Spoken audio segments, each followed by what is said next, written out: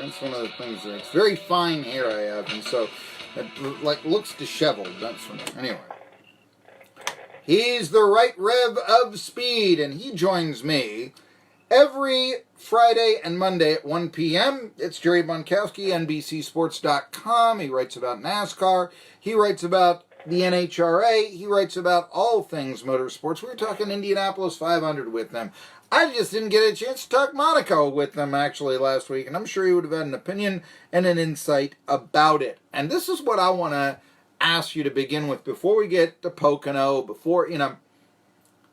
I read, Business Journal, and there is a report, or there's a rumor out there, a possible merger between Ford and General Motors. I know you've heard this, but this to me is dogs and cats living together. There's now a hope, if this happens, for peace in the Middle East. I mean, how would that affect motorsports if Ford and Chevy ever came together? Well, I have not seen this story, so it's kind of difficult to give an opinion, but I will say this. Typically, when you have of that nature, where there's such large companies, typically they'll keep the brands separate. They'll just be under the same roof, so to speak, or same umbrella, so to speak. But I have a hard time believing that Ford and GM would merge at this juncture. I mean, sure. I know the auto industry, for the most part, is doing okay, although Ford just laid off, or they announced layoffs a couple weeks ago. They were going to lay off, I think, like 7,500 people, mostly white-collar employees rather than those on the assembly line. So maybe there's something to that. I don't know, but I'd have to see more information or get more information before I could really make an educated assessment on what that might mean in the motorsports world. Yeah, I saw it with Business Journal, and such, and I'm thinking, how could, and the idea is, look, we all know Ford is getting rid of basically all their sedans except for the Mustang. But, yeah, I mean, you make this, it would seem to be that you would be cannibalizing yourself if you were making both Mustangs and Camaros, if you were making F-150s and GMCs, let alone Chevy Silverados, and just the idea, the concept of Ford and Chevy coming together. I've said this a million times. Jerry Bonkowski, the great American rivalry, it isn't Auburn, Alabama. It isn't Yankees, Red Sox. It isn't Celtics, Lakers. It's Ford and Chevy. You don't even have to like sports to be... Every boy has an opinion on Ford and Chevy growing up in America. That's the thing. So when I heard that, it was, to me, like, yeah, dogs and cats living together. That being said, I guess at my house they do. So anything's possible in all this. Hey, I look forward here to Chevrolet, to the race at Pocono, and I wanted to ask, what do you think is tougher? Pocono, because, the triangle, it has historically been a very tough track to tame. I know of some horrific wrecks that have occurred at Pocono, fatal even. Or let's say the 600 miles in Charlotte. What's more challenging for the driver? Well, we're kind of, like you to use the phrase you just used a few seconds ago, we're talking cats and dogs here. So okay. The reason being, Pocono, 2.5 miles, the triangle, they call it the tricky triangle, and they call it that for a reason. Each turn is very unique. When they designed it, I don't think that, the designers of the track realized the difficulty they were going to be putting into that track to make it, as hard to race on. So, it's become one of the better tracks on the circuit. But like you said, it also, has caused a lot of problems with some teams and drivers. Example, we're talking NASCAR, obviously, because that's where they're at this weekend. But last year, as recently as last year, Robert Wickens, the IndyCar driver, was involved in a horrific race crash and was paralyzed from the waist down. So, comparing, just straight out comparing the track, just Pocono versus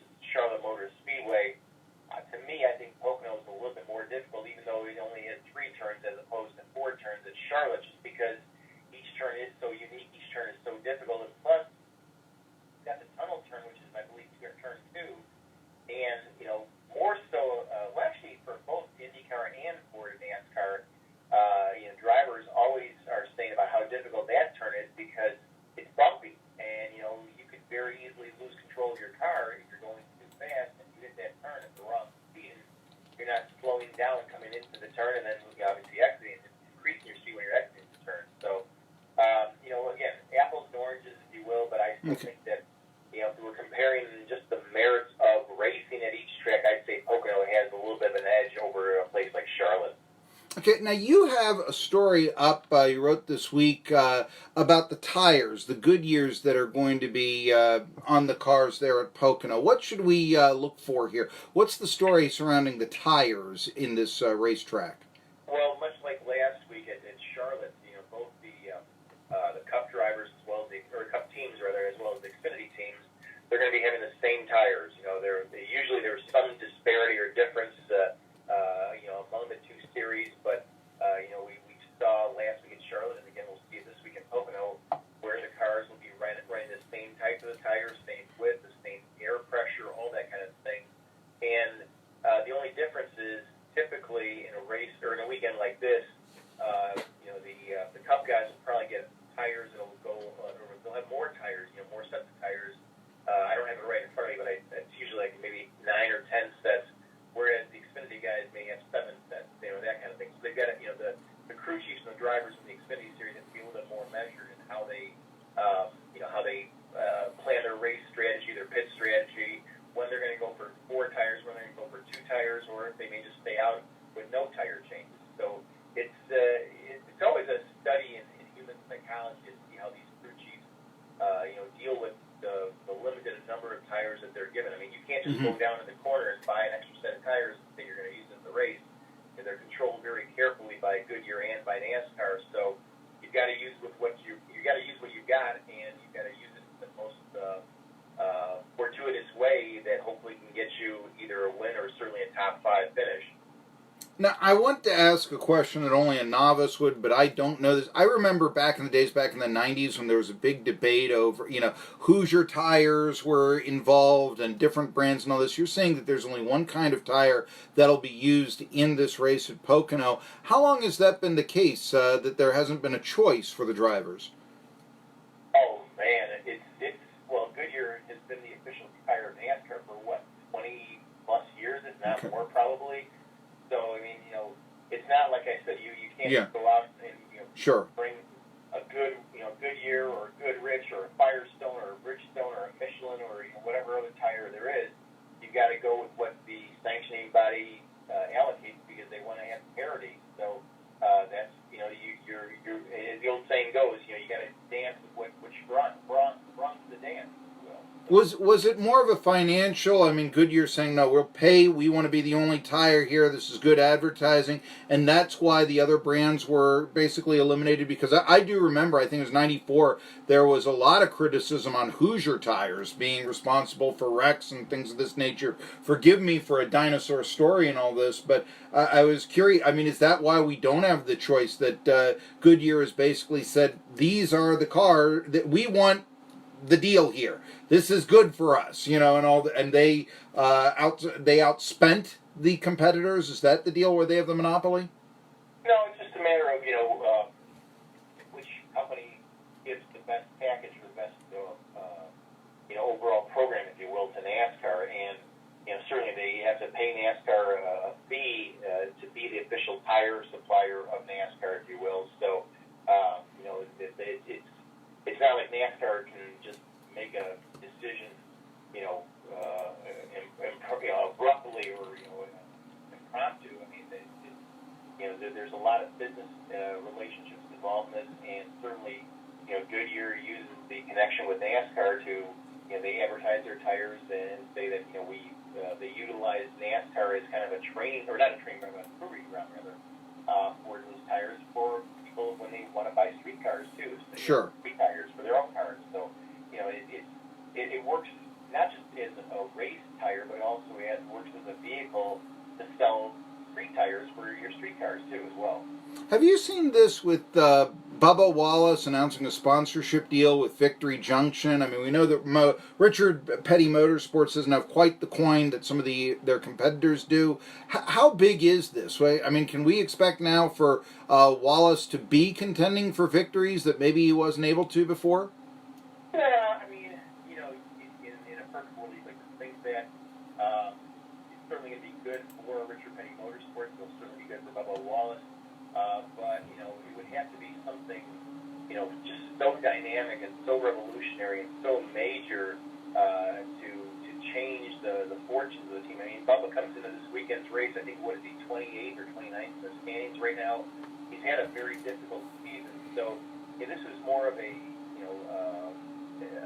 a noteworthy sponsorship thing, because not only is it being a sponsor for the race team themselves, but they're also giving money to Victory Junction, from what I understand, too. So, it's good for both on and off the racetrack, and, that certainly will help, the kids that go to Victory Junction gang and the Victory Junction folks. It'll help them, continue to maintain the activities they give, and, being able to bring in kids, to spend a week or two at the camp, for free. A lot of those kids have, physical challenges and things like that. And, it's always good when you have a corporate sponsor that comes in, not only wants to be tied in with the race team, but also wants to be part of Victory Junction. That you can't, that's a good thing. That's a very good thing. I'm reminded of the Imus Ranch there. So, hey, looking at your the race and all that, but before that, there was a story in the Tennessean. And what happened in the Tennessean is that they were talking about what with Nashville Speedway buying Nashville, and it says, hey, here are 5 tracks that might lose a race to Nashville. Now, I do like the Tennessean. I think it's a very good paper, but I did think that the story was a little knee-jerk and a little too speculative. But among the tracks that they listed were Indianapolis, Atlanta, Kansas City, and Bristol. Could you see any of those? The Brickyard, really? They'd move out of that for Nashville, let alone Bristol? Could you see any of that taking place? In my opinion, I'll give you 2 words. Absolutely not. There's no way. Yeah. Nashville, there's a whole huge backstory. We could probably talk about it for an hour at least.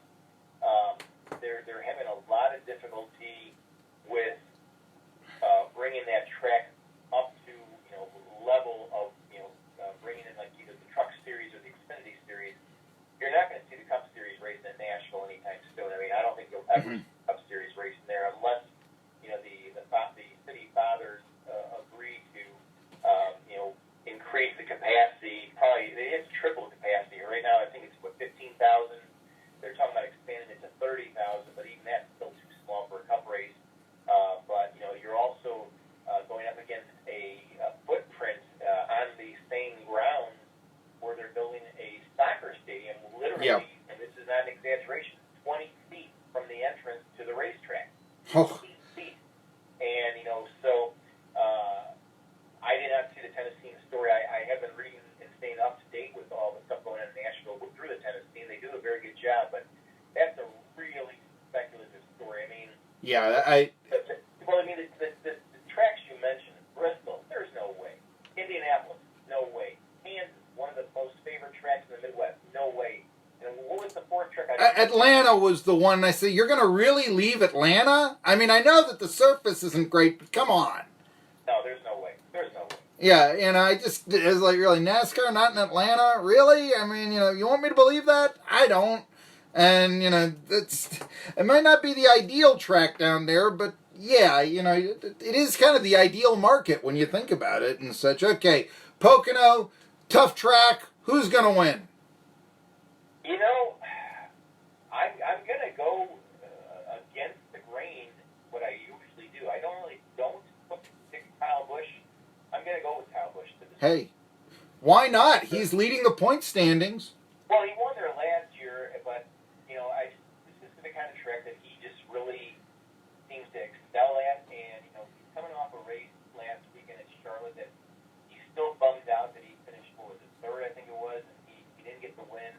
And, the one thing I've learned about Kyle Busch over the last 10-plus years is you don't want to get Kyle Busch ticked off because that makes him only a better driver. He's already a great driver to begin with, and when he's, got a grudge or he's ticked off because he didn't win a race, he's going to do a lot better. He's going to work even harder to win the following race. So, the biggest thing, though, Marky, is this weekend is going to be weather. I already talked to a few people out there.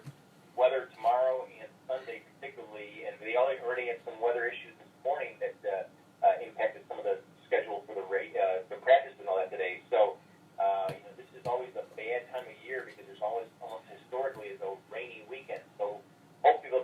racing in, but don't be surprised if we're not talking Monday, because we'll be having the race on Monday instead. You know what I'm saying? Yeah, well, I just say this. Weather in Pennsylvania could be a factor. They might have rain or wind or something. Surely you jest. Everyone knows it's just another Yuma.